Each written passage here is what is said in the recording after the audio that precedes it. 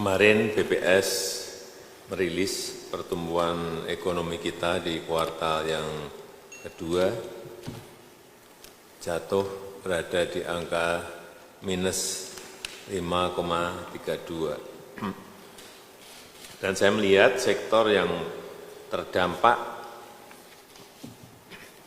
terkontraksi sangat dalam yaitu di sektor pariwisata dan sektor penerbangan.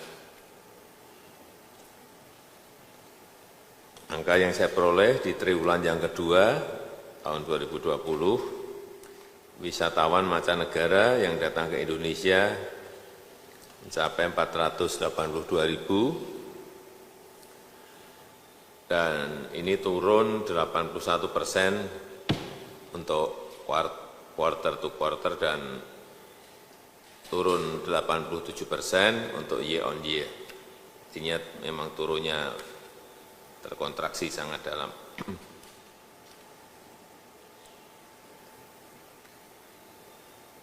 Tapi menurut saya ini justru penurunan ini justru menjadi momentum kita untuk konsolidasi, momentum kita untuk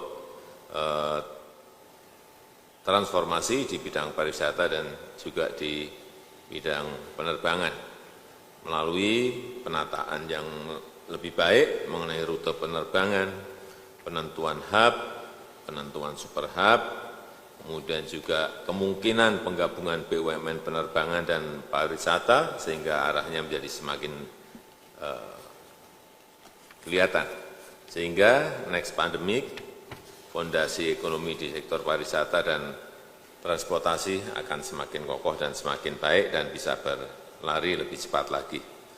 Oleh sebab itu, pada kesempatan ratas ini ada beberapa hal yang perlu saya tekankan. Yang pertama, saya melihat bahwa airline hub yang kita miliki terlalu banyak dan tidak merata. Jadi ini agar kita lihat lagi. Saat ini terdapat 30 bandara internasional, apakah diperlukan sebanyak ini? Negara-negara lain saya kira enggak melakukan ini, coba dilihat. Dan 90% lalu lintas terpusat hanya di 4 bandara.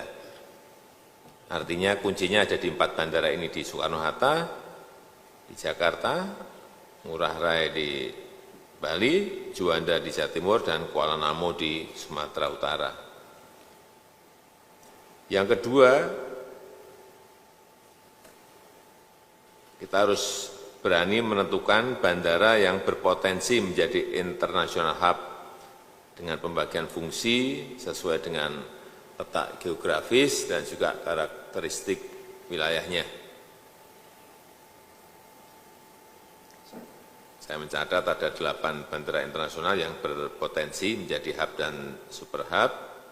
Kembali lagi Ngurah Rai, Soekarno-Hatta, Kuala Namu, Yogyakarta, Balikpapan, Hasanuddin, Samratulangi dan Juanda di Surabaya.